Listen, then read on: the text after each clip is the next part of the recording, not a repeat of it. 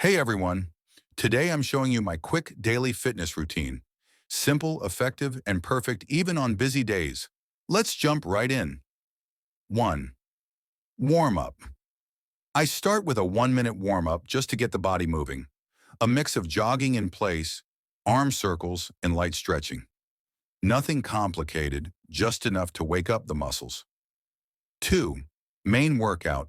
A. Full body circuit. I go through a short, full body circuit, 10 squats, 10 push-ups, 10 lunges each leg, 20-second plank. I repeat this 2 times back to back. Quick, simple, effective. B core finisher. Then I hit the core with a 30-second finisher. Crunches leg raises Russian twists, just enough to activate the abs and build stability. 3. Cool down. To wrap up, a quick 20 to 30-second cool down, some deep breaths, quad stretch, hamstring stretch. Helps reduce soreness and keeps flexibility in check. And that's my entire 2-minute daily fitness routine. It's short, but trust me, consistency makes all the difference.